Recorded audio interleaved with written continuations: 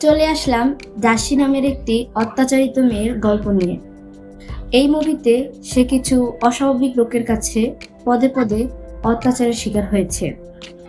এখানে দাসীর জীবনী শুরু হয় প্রেম নামের অভিনয় দিয়ে, যা ছিল নিছক মিথ্যে। সে সেই সময় মাহিতা নামে পরিচিত ছিল। মাহিতার বয়স ছিল তখন আনুমানিক 19 বছর। ইথান নামের একটি ছেলের প্রেমের জালে ফেসে যায় এবং সে গর্ভধারণ করে। পরবর্তীতে মাহিতা একটি ছেলে সন্তানের জন্ম দেয়, কিন্তু ইথান তা জানতে পেরে এবং সে তা মেনে নিতে পারেনি।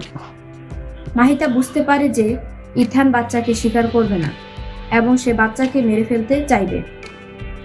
তাই মাহিতা বাচ্চাকে নিয়ে পালানোর চেষ্টা করে, কিন্তু ইথান সেটা জানতে পারে এবং মাহিতা ও তার বাচ্চার উপর আক্রমণ করে। মাহিতা সব ধরনের চেষ্টা করে তার সন্তানকে রক্ষা করার জন্য। সে যখন বুঝতে পারে যে তার দ্বারা একা বাচ্চাকে বাঁচানো সম্ভব না, তাই সে বাচ্চাকে একটা গাছের নিচে লুকিয়ে রাখে এবং ইথানের লোকের সাথে ফাইট করতে থাকে। কিন্তু একসময় মাহিতা তার প্রেমিক ইথানের কাছে ব্যর্থ হয়। একসময় মাহিতা ইথানের আক্রমণে পাহাড়ের নিচে নদীতে পড়ে যায়। সেই সময় নদীর পাশে ছিল ছোট্ট একটি গ্রাম। মাহিতাকে ওই গ্রামের লোকেরা দেখতে পায় যে সে নদীতে ভেসে যাচ্ছে। গ্রামবাসী তাকে উদ্ধার করে এবং প্রাথমিকভাবে সুস্থ করে, কিন্তু খুব উঁচু থেকে পড়ে যাওয়ায় কারণে মাহিতার স্মৃতি হারিয়ে যায়। সে তার অতীত ভুলে যায়। তখন গ্রামবাসী তাকে দাসী নামে পরিচিতি দেয়। একদিন সেই গ্রামে সানকিত নামের একটি লোক তার মেয়ে মেহাকে নিয়ে ভ্রমণে আসে। এই সানকিতের স্ত্রী ছিল একজন পুলিশ অফিসার। তার কাছে সংসার থেকে চাকরির স্থান ছিল খুবই গুরুত্বপূর্ণ, কিন্তু সানকিত এটা পছন্দ করত না। তাই সানকিত তার মেয়ে মেহাকে নিয়ে আলাদা থাকত। সানকিত সেই গ্রামে একটি ঝর্ণার কাছে বসেছিল তার মেয়ে মেহাকে নিয়ে। মেহা খেলা করতে গিয়ে পা পিছলে পড়ে যাওয়ার সময় জাসি তাকে বাঁচায়। সেখান থেকে জাসির সাথে সানকিতের পরিচয় হয়। সানকিত বুঝতে পারে যে জাসি একটি সাংসারিক মেয়ে এবং তার মেয়ের জন্য একটি ভালো মা মনে করে। সেই থেকে সানকিত জাসিকে ভালোবাসতে শুরু করে।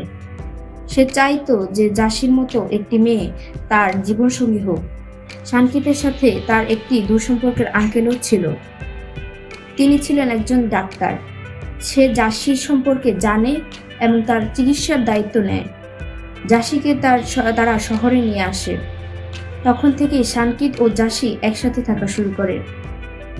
তাদের সম্পর্ক গভীর হয় এবং তাদের মধ্যে শারীরিক সম্পর্ক হয়। জাসি যখনই ঘুমোতে যায় তখনই সে তার অতীতের ঘটনা ঝাপসা দেখতে পায়, কিন্তু সে তা বুঝতে পারে না। সেজন্য সে যা স্বপ্নে দেখে তা আর্ট করে রাখে। একদিন জাসি গাড়ি দিয়ে যাওয়ার সময় একটি লোককে দেখতে পায়, যার চেহারা স্বপ্নে দেখা চোখের আঘাতের মিল দেখতে পাওয়া যায়। জাসি তখন লোকটাকে ধরার জন্য যৌন আকাঙ্ক্ষার প্রলোভন দেখায় এবং সেই লোকটাকে বন্দি করে। জাসি নিজস্ব ফ্যাক্টরি লোকটাকে আটকে রাখে। সে তার কাছে জানতে পারে যে তার নাম বল্লম। জাসি তাকে জিজ্ঞাসা করে যে তার চোখের আঘাত কিভাবে হয়েছে, কিন্তু বল্লম তা বলতে চায় না। জাসি বল্লমকে স্ক্রু দিয়ে আঘাত করে এবং বিভিন্ন অত্যাচার করে। বল্লম তা সহ্য করতে না পেরে জাসিকে তার আঘাতের ইতিহাস বলতে বাধ্য হয়। বল্লম বলল যে প্রায় 16 বছর আগে সে একটি মেয়েকে দেখতে পায় যে তার মায়ের সাথে বাসে করে কোথাও যাচ্ছিল। সেই মেয়েটির কাছে একটি প্লাস্টিক ব্যাগ ছিল যাতে মাছ ছিল। হঠাৎ বাসে ব্যাগটি ফুটো হয়ে যায় এবং সে তা পাল্টানোর জন্য বাস থেকে নামে। এই সুযোগে বল্লম ও তার সঙ্গীরা মেয়েটিকে বন্দি করে এবং রিপু কুমার নামে একটি লোকের কাছে বিক্রি করে, যিনি ছিলেন একজন নারী পাচারক। রিপু কুমার 8 থেকে 10 বছর বয়সী মেয়েদের বড় করে। যখন মেয়েরা যুবতী হয় তখন একটি অশ্লীল লোকের কাছে বিক্রি করে। কিছুদিন পর বল্লম বারবি নামের আরেকটি মেয়েকে রিপু কুমারের কাছে বিক্রি করতে আনে। তার নাম ছিল মাহিতা।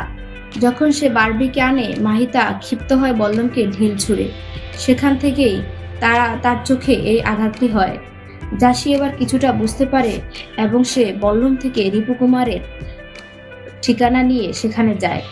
সেই বাড়িতে রিপু কুমারের স্ত্রীর সাথে দেখা হয়। তখন সে জাসিকে চিনতে পারে। সেই তখন বলল যে জাসির আগের নাম ছিল মাহিতা। জাসি রিপু কুমারের স্ত্রীর কাছ থেকে তার অতীত শুনে। মাহিতা ও বারবি ছিল খুব ভালো বন্ধু। মাহিতা বারবি ছাড়া অন্য কারোর সাথে মিশত না। বারবি মাহিতাকে এতটাই ভালোবাসতো যে মাহিতার পাশে সে অন্য কাউকে সহ্য করত না। মাহিতা এখানে থাকতে চাইতো না, তাই সে এখান থেকে পালানোর অনেকবার চেষ্টা করে, কিন্তু সে রিপু কুমারের লোকের কাছে ধরা পড়ে যায়। একদিন একটি লোক আসে যার কাছে রিপু কুমার যুবতী মেয়েদের বিক্রি করত। রিপু কুমারের স্ত্রী মেয়েদেরকে সাজিয়ে দেখাতো, যাদের পছন্দ হতো তাদের সেই লোকটি কিনে নিয়ে যেত। সেদিন কাবিয়া নামের একটি মেয়েকে সহ বেশ কয়েকজনকে কিনে নিয়ে যায়। কাবিয়ার ছোট বোনও এখানে ছিল। সে খুব ভয় পেয়ে যায়। তখন তারা তিনজন পালানো প্ল্যান করে, কিন্তু এবারও তারা গুন্ডাদের কাছে ধরা পড়ে। পালানোর চেষ্টা করায় রিপু কুমার কাবিয়ার ছোট বোনকে গুলি করে মেরে ফেলে। শাস্তিস্বরূপ মাহিতা ও বারবিকে কাবিয়ার ছোট বোনের লাশ কবর দিতে দেয়, যা ছিল খুবই কষ্টদায়ক। এতে মাহিতা আরও ক্ষিপ্ত হয় রিপু কুমারের উপর। ধীরে ধীরে বড় হয় মাহিতা ও বারবি। এখন তারা পূর্ণ যুবতী। আবার একদিন ওই লোকটি আসে যুবতী মেয়েদের কিনতে। মাহিতা সহ কয়েকজনকে লোকটির পছন্দ হয়, কিন্তু বারবিকে লোকটি পছন্দ করেনি। কিন্তু বারবি যে কোনো মূল্যে মাহিতার সাথে থাকতে চাইতো, তাই বারবি ওই লোকটাকে তার দিকে আকর্ষণীয় করে এবং মাহিতার সাথে লোকটি বারবিকেও নিয়ে যায়। রিপু কুমারের স্ত্রীর কাছে এসব মর্মান্তিক ঘটনা শুনে জাসির অতীত মনে পড়ে, কিভাবে তাকে অন্ধকার বাক্সে বন্ধ করে রাখত। জাসি রিপু কুমার সহ তার সব গুন্ডাদের মেরে ফেলে, কিন্তু এই অন্ধকার জগতের সবাইকে জাসি মারতে পারেনি। তাই সে একটি ছেলেকে নিয়ে আরও সূত্র খুঁজতে থাকে।